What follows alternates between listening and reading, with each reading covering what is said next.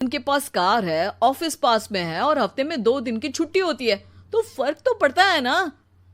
मेरी तो शादी ही गलत हो गई। अरे कोई मस्त लड़का मिलता, कमाता भी, घुमाता भी, घर के कामों में भी मदद करता। लेकिन नहीं जी, हमारे वाले को तो कमाने से फुर्सत ही नहीं, और कमाई भी ऐसी कि कोई जरूरत पूरी ही नहीं हो रही है। सुनील बेचारा शीना को देखकर सोचता है कि शीना सही कह रही है। देखने में सुंदर है, घर का सारा काम कर लेती है, उसे तो कोई भी अच्छा लड़का मिल सकता था। क्या सोच रहे हैं? भागने का इरादा तो नहीं है?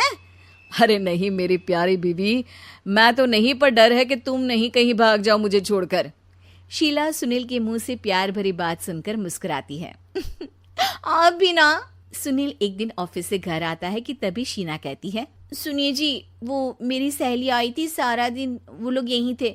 अब जा रही थी तो मैंने कहा नहीं नहीं, मेरे पति छोड़ आएंगे ना तुम्हें, तो रोक लिया मैंने। सुनील थोड़ी देर कुछ सोचता है, फिर कहता है, ठीक है, मैं कपड़े चेंज करके आता हूँ। अरे तेरे पति को तो लग रहा है कि अच्छा नहीं लगा। अरे नहीं नहीं, ऐसी कोई बात नहीं है, रुको मैं अभी उन्हें घर के कपड़े देकर आती हूँ। शीना अंदर जाती है जहां सुनील पलंग पर लेटा होता है। अरे क्या मजाक है, वो कह रही है कि आपने मुंह बना लिया। सही तो कह रही है, सुबह से अब ऑफिस से लौटा हूँ, एक कप चाय का तो पूछा नहीं।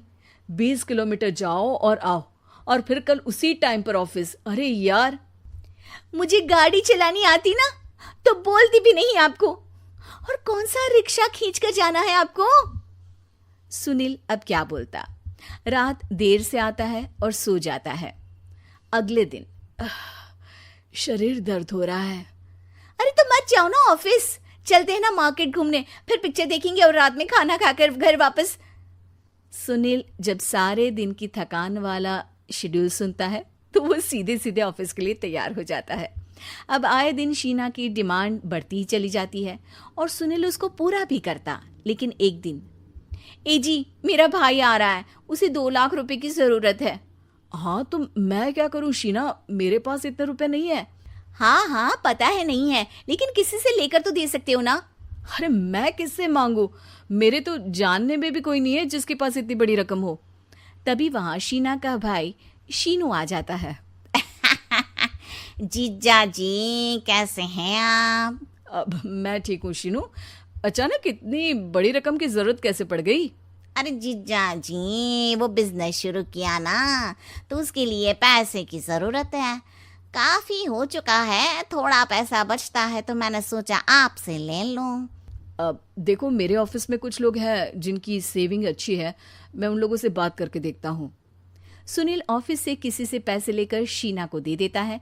शीना वो पैसा भाई को दे देती है। 2 महीने बाद, अरे यार शीना, वो ऑफिस वाला आदमी अपने पैसे मांग रहा है, कैसे दूं? अपने भाई से बोलो ना पैसे दे दे।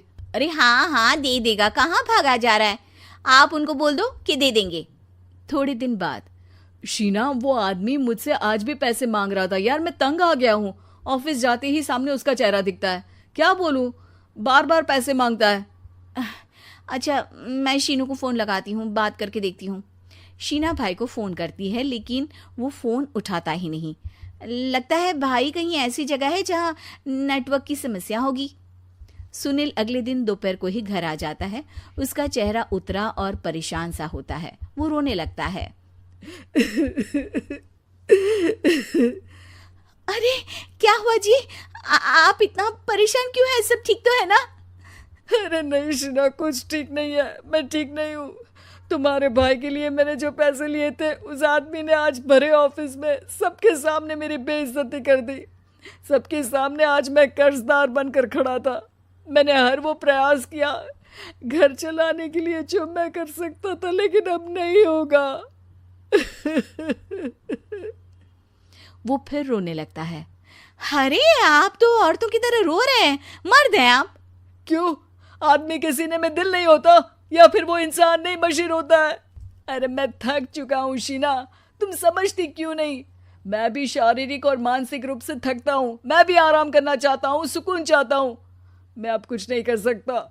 कुछ नहीं। वो बैठ जाता है। शीना पति को हैरान परेशान देखकर चुप हो जाती है।